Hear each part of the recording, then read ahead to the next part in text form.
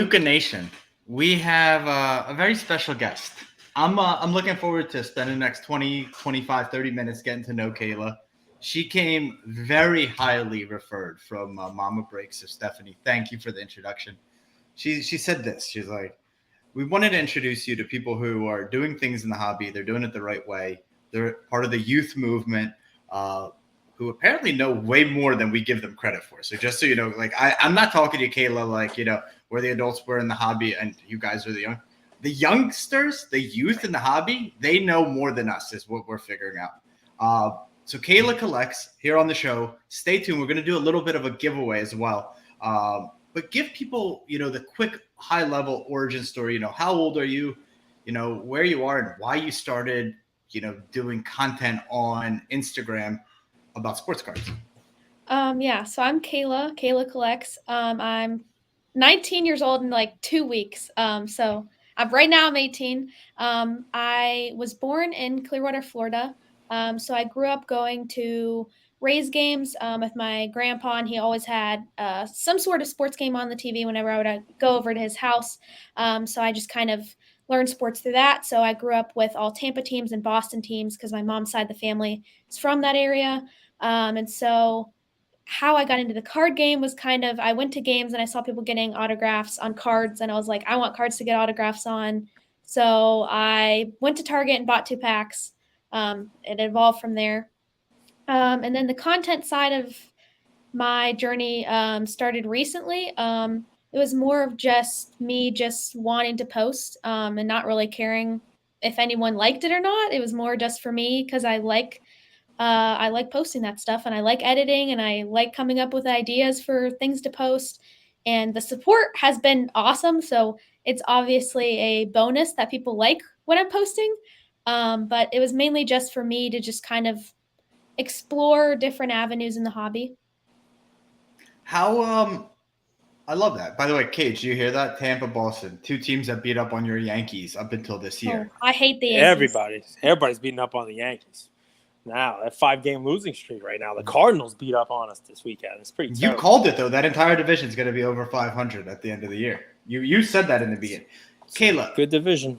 For people who don't know, women of the hobby, how does it work? How does, is it – I'll leave it there. How does women of the hobby work? So it's kind of just a ragtag group of us. That it's all just women in the hobby that either post or open or whatever, post their own cards. And so we all just kind of can join to make one account that shares and lets other people see other women in the hobby and gets to like the conversation going of that there are women that collect. It is cool for women to collect. There are others of us.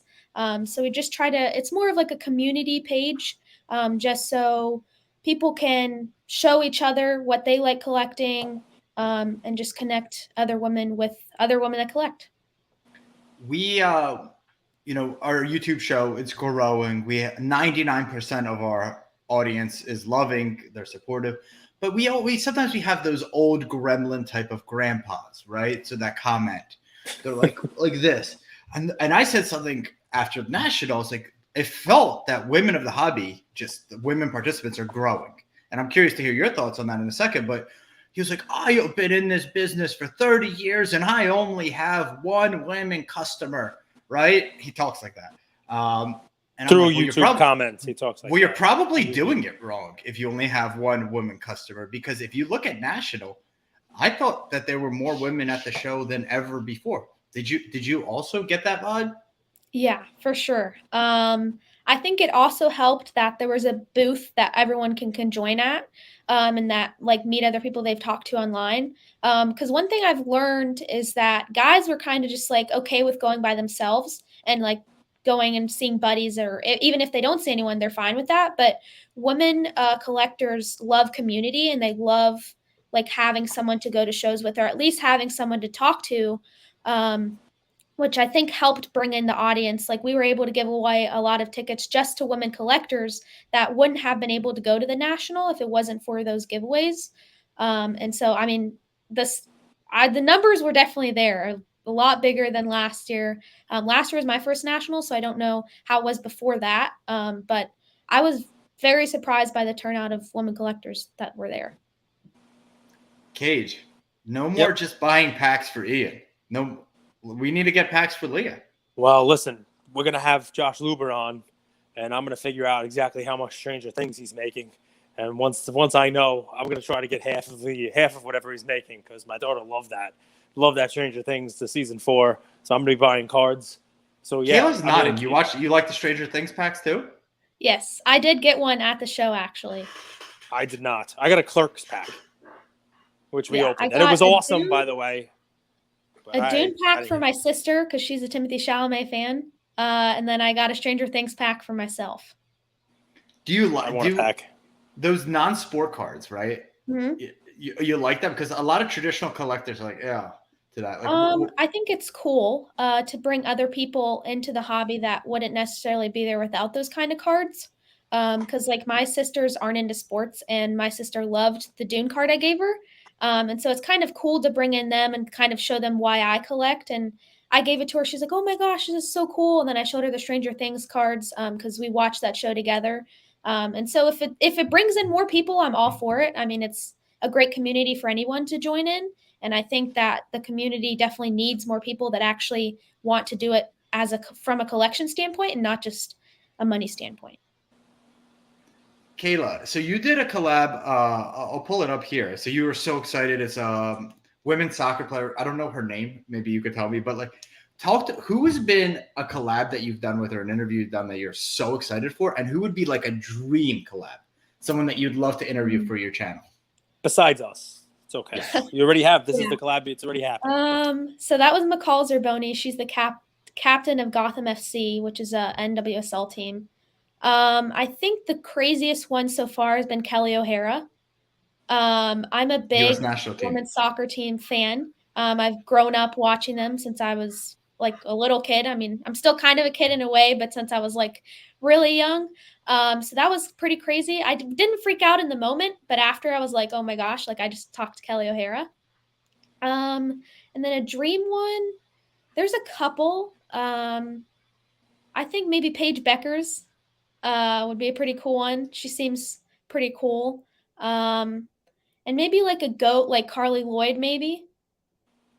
Listen, in a couple months, you and Andrew can do an interview of Brittany Griner when she comes back. You can take it from different perspectives.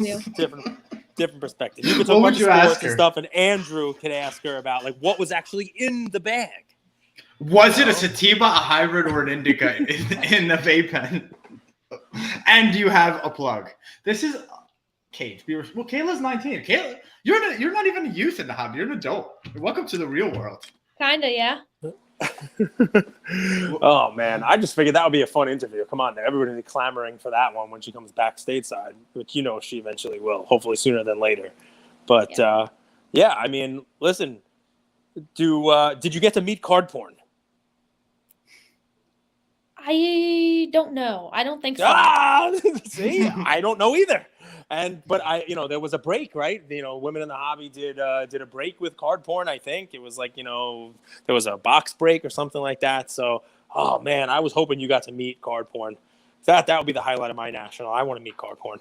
He or she's been doing good for the hobby. Kayla, I'm curious. So you probably walk by a million booths. Is there anyone that you walk by and you're like, I really like what this team or this person or this group is doing, and you wanted to kind of give them a shout out, or her? I think Roadshow Cards did a really good job of representing their store and their brand.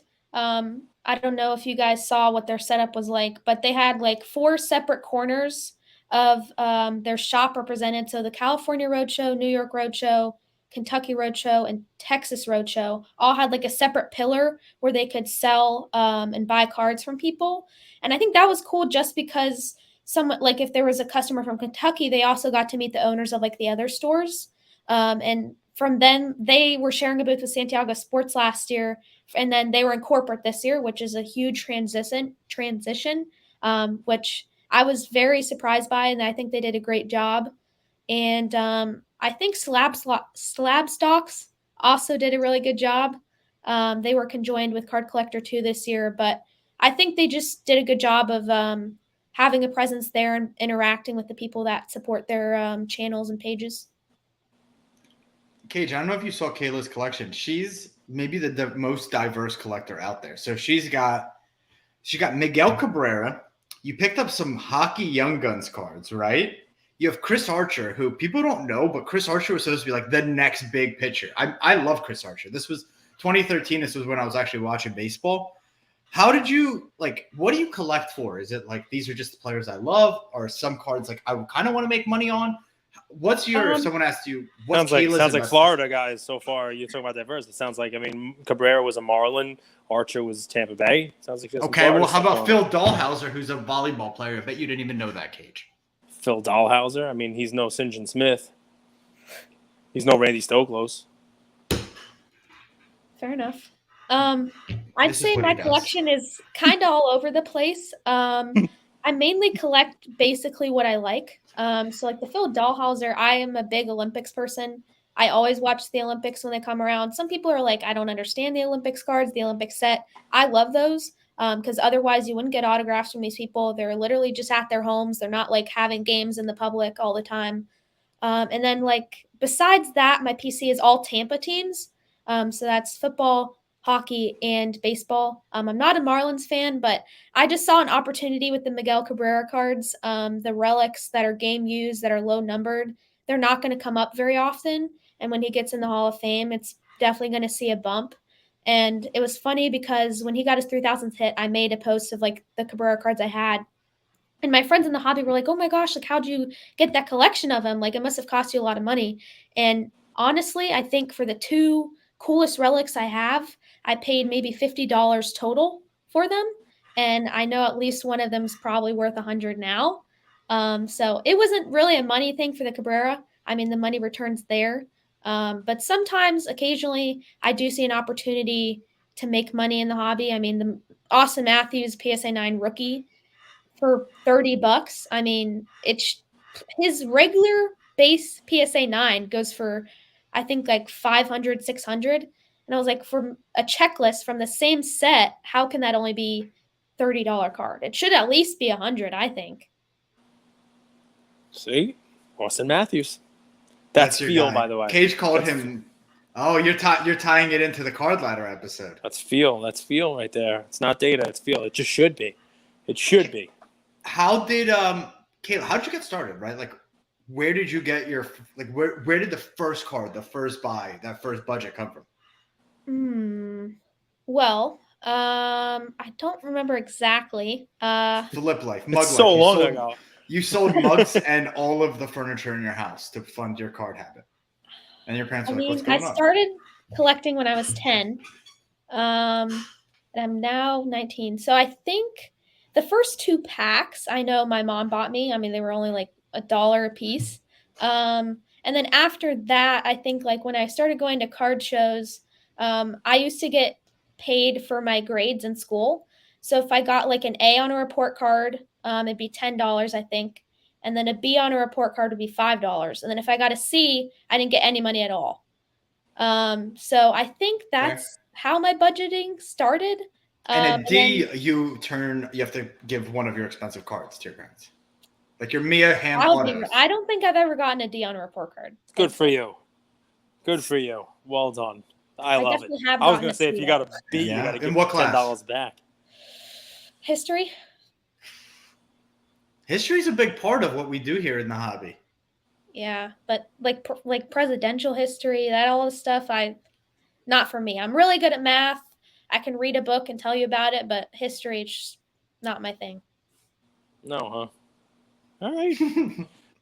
Cage was coding history on our last podcast. I am history. That's the problem. I'm old, but I always say, I remember this is an old man telling you an old man thing. It's easier to know where you're going to go and easier to get there if you have an understanding of where you've been. So, people take history for granted. They have a more difficult time, moving into the future. It's just one of those old man wisdom things. What he's really saying is, Kayla, do you write down every single card that you buy in an Excel spreadsheet and how much you sell it for? That's what I make you do. That's it. You got to track it all. Well, I mean, listen, what's fun about it is let's talk about it. She's having fun, right? I mean, Kayla's having fun with it. She's a Tampa fan. She's buying Tampa cards, right? And if the opportunity to make money shows up, great. If it doesn't, she's collecting the stuff that she loves. We've heard that cliche, right? It's, buy what you love. She's a Tampa sports fan, but also layers on a little bit of I've been doing this it's amazing. You're 19, you've been doing this for a decade already.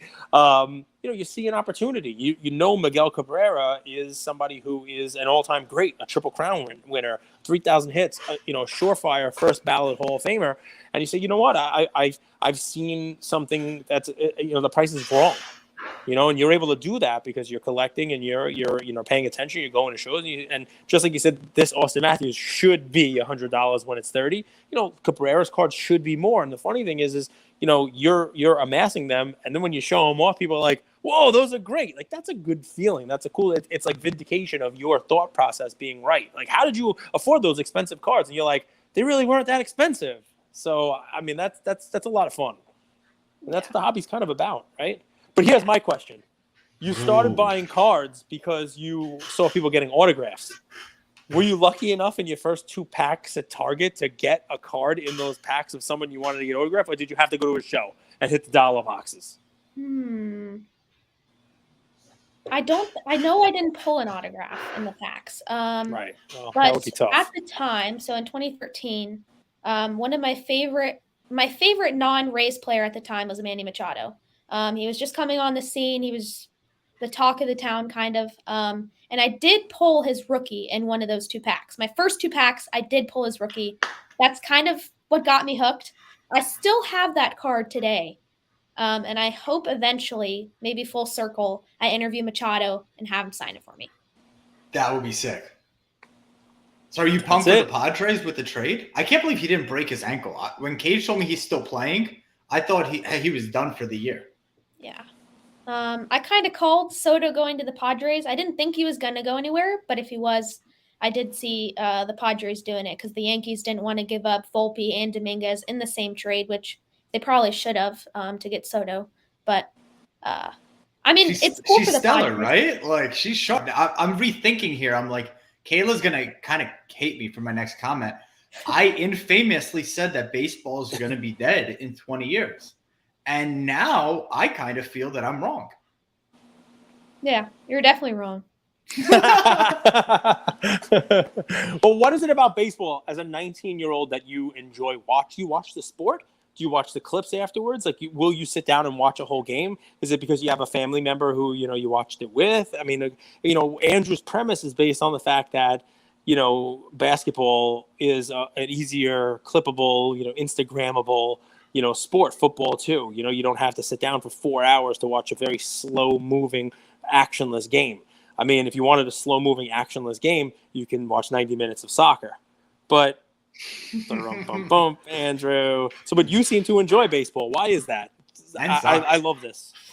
I think it's just because it's the sport I grew up watching. And I have found players that I like and enjoy watching play. And I do watch full games every now and then if it's like a matchup I really want to see, or I watch a portion of a game if a pitcher I really want to see how they pitch in a game. But I think what baseball does that other people or other sports don't do is kind of have like a nostalgia for people.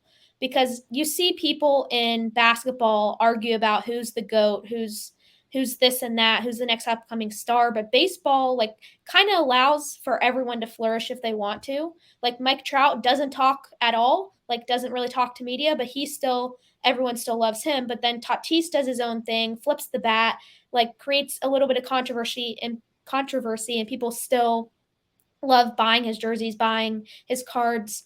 And everyone in baseball kind of does it a little different. But I think in basketball and football, you have to be flashy for your name to be shown. And baseball's not like that. And I don't see baseball going anywhere with all the young talent that baseball has, because I believe that MLB The Show was number 3 or 4 in baseball games or video games bought last year. And it was only Call of Duty and something else above it. And no other sports game was in the top 5. So Tatis is bringing a younger audience to the game. I saw a lot of people at the National asking kids, who's your favorite player? And a lot of them were saying Tatis. So I just think I think baseball allows everyone to flourish when other sports only allow like superstars to be on a platform. One more question, then we're going to get to my favorite post. You did a recap of your 5 pickups from National, and we're going to do a fun little giveaway with one of the players you have in there. Did your parents come to you to National? No. My dad Okay. did last year. I came by myself this year. Wow. So when you FaceTime them from National, you got away from the convention and you're walking around AC, what did they say about the city? And They said, we can't see you. The internet's terrible. No. Oh, okay. I was making sure that I wasn't Sorry. Well, I didn't usually talk to them till I was in my hotel. But luckily I knew enough people at the show to where I could hitch a ride to my hotel and not have to walk by myself. Because I personally didn't feel comfortable having to walk by myself, and other people that knew me were like, we're not letting you walk by yourself. So they were supportive of me going by myself. They just said, make sure you're safe. Make sure you find people that if something goes wrong, you can call. And yeah, there was nothing too bad about me going there. I like these parents. They're not helicopter parents at all. They're like, hey, Kayla, we trust you. You're raised well. Go figure it out. And the community is really strong. Like you said, people offer, and they're like, hey, we'll give you a ride. We'll take you to your hotel. I like that. Okay, so talk to us about your 5 pickups from Nashville. And before we do that, Kayla is going to pick our giveaway winner. So I was like, hey, Cage, you have a Pedri card. He ran to his dungeon. In the dungeon, he found – okay, so he has – show it again, please. Pedri Marvels. Cool. Mine's a little bit better. Mine's a top score. Well, I really collect soccer. Okay, you don't had collect anything. Pedri SGC 10 Stadium Club. Okay, so both of them, Kayla's going to pick 2 winners. All you have to do is say this. Follow her, Kayla.collects, super easy, on Instagram, and send a DM, say, from Luca Nation. From those, Kayla will pick 2 winners. Simple enough. Follow Kayla.collects, send a DM, say what's up from Luca Nation.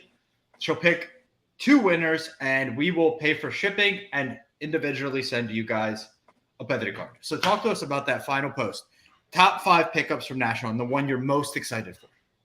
Okay, so my 5 cards were an Austin Matthews Young Guns Checklist PSA 9, a Pedri Stadium Club Chrome, I believe it's like orange, yellow, electric or something, SGC 95, a Joe Ryan Bowman Chrome Green Auto at a 99, a Steven Stamkos Auto out of 50, I believe, and then an Austin Hayes Majestic Logo 1 of 1. My favorite is by far the Austin Hayes. He's my guy. I collect all of his cards. And so to get a 101 at the National was pretty cool. And how I got it was one of my friends was walking the show, saw it, bought it, and was like, I didn't want anyone else to buy it, so just pay me exactly what I paid for it. I don't need to make money on it. So that was awesome to have in my collection. Cage, any final questions? National Treasure Series is how we're coining this. We're going to have... Sure. So, Kayla, you've actually been to 2 Nationals, and obviously a big change from the first one to this one because now you're there as part of Women in the Hobby. You had a booth, you had a place to kind of sit down at Chicago next year. What kind of upgrades, changes? What would you like to see in Chicago to kind of continue that progress for your experience at the National? I will say, I didn't ever see a line for the women's room. So at least you have that going for you. I have to wait online. I didn't think you had to wait online ever. So that's a good thing. But beyond that. And then handshaking people walking in as you're walking out. I saw that. I did do that. And then you're like, oh, maybe elbow would be better. Yeah. But I was you already touched hands. I saw it. I got it on camera. It's very true. You are weird in your stalkery of me. But well done. It makes for a good episode. So so what? Just weird. Nothing after needed. If we put you in in charge, and you were able to just add one thing to the mix or change something or bring something else to the equation for Chicago next year, what would you do? I would say.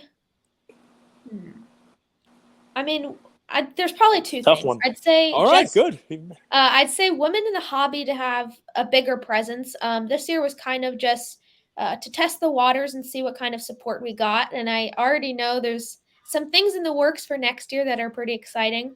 A lot of different partnerships and stuff to bring that about. And the support this year was already pretty crazy. So I'd like to see that booth be bigger. And we're talking about maybe like having a list at our booth that has other women dealers set up throughout the national, so people could go support those women collections that to go buy from, or even say hi, or just whatever they want to do. And I think another thing is I think that the experiences that booths have brought to the national will expand. So, like the Zero Cool booth this year was massive. Everyone loved it. And I think that that's one thing that will continue to get bigger. And that's one thing I personally liked. When I stepped away from the booth, I had like a calendar on my phone where I put the different appearances or different events going on. So I could go from the booth to the Tops booth and go meet Lauren Taylor, or I could go to the Zero Cool booth and get Stranger Things packs. Because I didn't necessarily have to add any cards to my collection to be happy at the National. I just love talking to people, love seeing people. Obviously, getting the Austin Hayes 1 of 1 was an awesome perk, but getting to the experiences that you can't get anywhere else besides the National, I think is something that more booths should do. Even if they're just a dealer booth, they could do today. If you spend $100 at our booth, you get entered into a possibility of winning this card or something like that, that gets more people engaged and gets more people talking. Yeah, so that would be what I would change. Love it. I love it. Just got ideas. Kayla, what do you think of the break? Last question. Sorry, I breaking culture. Any thoughts on it with the kind of the younger demo? I think there's some positives to it, but there's definitely negatives to it. I think that there's almost like a frat boy kind of upbringing with some of the breakers, which I'm personally not a fan of, just because I think it takes away from having opportunities for girls to come into the hobby, because obviously they're not going to want to break with someone like that. And that kind of deters them if they're like, all the guys are going to be like this in the hobby, which they're not. But if that's all they see, then that's what they're not going to feel motivated to join the hobby. But I think one good thing is that it does give people something to be excited about, regardless of whether what the breakers are doing are good or not. Is people, what I saw was a lot of people around these breaker pavilion booths just going nuts because they love seeing someone pull a card, or they love seeing somebody get like throw giveaways in the air. So that's good. But I think there's definitely, I heard someone say this at the National, and I agree with it. It says we should stop watching breakers we couldn't watch with our family, which I personally agree with that, because if your mom can't watch it, then maybe you shouldn't be watching it. If your younger sibling or daughter or brother or whatever can't watch it, why would you be watching it? Why would you be supporting it? So I think if we can make it family friendly and still be exciting, I think that's the next step in breaker. So I had a thought, and this is maybe I get canceled, maybe not. Who knows? But Probably. like, So you should probably keep the thought to Kayla, are yourself. you in college? Technically no, but I'm doing. You're so online. smart. You are the smartest human ever, because you're not getting insane debt. But for all of us that did go to college, I wouldn't say that living on college campus is family friendly. But at the same time, all of our parents actually, or most of them, went through it. And most of our parents actually push the kids into being like, go enjoy your college experience. Go to Penn State. Go to University of Maryland. Go to Florida State. Go have fun. So I don't know if we want our parents at college with us either, right? Like, Well, my sister just graduated. Depends on the parents. I mean, and also what Kayla is saying is you have a choice where you spend your money, and she's not going to spend her money with that style of breaker. But, some families would break there. I mean, Zach Wilson's mom loves backyard breakers, from what I hear. I mean, this is rounds, it's rounds about. I would get my mother a backyard break calendar, for Christmas. I mean, you never know, man. But the point is sound. The point is that it's different than going to college, Andrew. I mean, this is commerce. This is, you have a choice when you're there at the National, or when you're deciding who to break with, of where you're going to spend your money and break. and Kayla and a lot of people will choose their money to break with somebody that they can watch with their family. So I get the point 100%. I do. I think what's new though is this younger demo, this college demo wasn't into the hobby even just 10 years ago. They were scattered, but they weren't as so like they're gonna be them. I get that also. And what about a sorority break? I don't know about that one. See, she says no. Listen, that's the fun part about the hobby and what I think you saw from the national. And Kayla, you can tell me if I'm wrong. There's something for everyone, Yeah. right? Whether you're into if that's sports, what people non-sports. like, then I mean, good for them. But I just wish that there was like a clean, not necessarily like they don't have to dial down who they are, but they could do things cleaner in a cleaner way, make it less. I mean, different brands have had different controversies around them, and I don't really like that other brands are still supporting them and putting their brand behind them and pushing these names out there when there's people who might be just as exciting and have never had anyone ever say anything bad about them. And they just don't have the brand name that other people do. And that's the Lucas Tigers and Bronze podcast. Kayla, That's thank us. you so much. Stephanie Mama's Breaks, thank you for the intro. Continuing on with our national treasures, the month of August. Basically, I think we're gonna blow 30 guests out of the water. Like I think it's gonna be closer to 40 or 45 Ks the way this is going. That doesn't lessen how important it is that you are a national treasure, Kayla. Thank you for coming on our show. It does mean a lot that, we reach out to people and we say, hey, who would make a good guest for this? And, your name was one that was given to us as somebody who is making great content and doing the hobby in a different way. And we'll have a different perspective of the national. And, we thank you for coming on and sharing that with us. Can't wait to see you at future shows. And I think you're right. And I think people will listen to you, that people are going to be more engaging. People are going to do the stuff that you're suggesting at future nationals. So thank you all for listening to another episode of Lucas, Tigers, and Bronzo My. I wanted to tell you about a new service that we have starting as of today, and I'm really, really excited to bring it to you guys. So as a part of our partnership with SGC, we got 50 free submissions every single month, and many of you have taken advantage of that. And it's amazing that we could have the opportunity to 650 episodes, 675 episodes in, to go ahead and give back to our community. As people were sending those cards in, they asked, can we send 5, 10, 20 more cards to you guys? We'll pay for it, but we wanted them graded with SGC. You guys know SGC is turning cards around in 13 to 14 business days, have incredible customer service, and their secondary market values are going up day after day after day. And that's exciting for the hobby and exciting for the grading landscape. So we didn't want to just rush into it. We wanted to do it right. And what we did was I relocated here to Boca Raton, Florida. I opened up a P.O. box maybe 5 minutes away from SGC, and I will be hand delivering and hand picking up the cards. So you don't have to worry about anyone else touching your cards. It will be me, and I will update you every step of the way. So here's how it's going to work. I'm going to personally pick up the cards from a P.O. box, prep them, new card saver, new penny sleeve, and deliver them to SGC every single Tuesday. Why Tuesday? Well, it lets the stragglers over the weekend come back through on Monday and gives me a day to prep, and it basically gives SGC the entire week to work on grading those cards. Once your cards pop, only then at the end of the process will you be paying for the service. It's $25 per card, simple as that, and the turnaround times have never been faster. We're hearing right now 13, 14, less than 20 business days. So there it is.